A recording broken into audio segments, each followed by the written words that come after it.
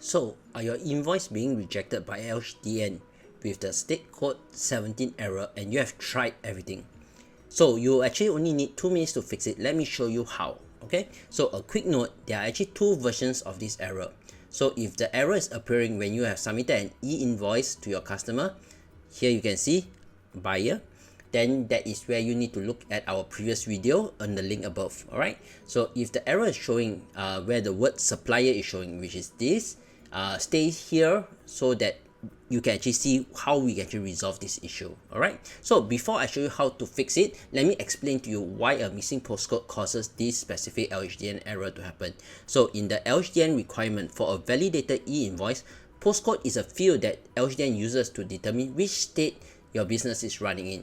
With the new update, this has become a compulsory field. Hence, if you have not filled it up, SQL will submit it as a state code 17, which is only meant for consolidated e-invoice, hence causing LHDN to reject it because of this mismatch. Okay, now here's how to fix it. Okay, so let's say for example, we will need to first log in as your admin user or a user that can come to your company profile. So come to File, come to Company Profile here. So you can see here, my postcode here is empty, so I need to select and key in my postcode. So once I key in my postcode, my city and my state will appear. I press save, I close it here now, I file, I go log on, and then I log back in again. Okay, so let's say we are going to create a new e-invoice. So press invoice now, we press new, we select our customer, we press plus and we add a product. Okay, then we press save, approve this, and we submit to LHDN e-invoice. Okay, so there got green color tick and everything is fine. Okay, so some of our clients also ask us, would this solution solve your payment voucher? Let's try it right now. Okay, so we go general ledger here, we go cash book entry.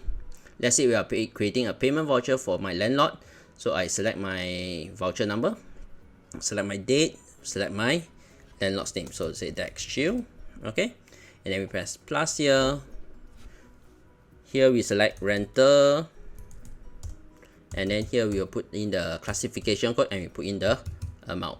Okay, now for self-bill, we must come back to the more here, select your tax entity. So let's say example Dex here. Make sure our postcode is all available. Once we press save, approve this, we can submit it to LHDN right now, and you should not face any future errors again. Okay, so that's it. One postcode field was the entire problem. If you are still stuck after trying this, book a free consultation through our website. The link is in the description below, and also leave a comment below if there's a specific e-invoice issue you'd like us to cover next. Okay, see you in the next one.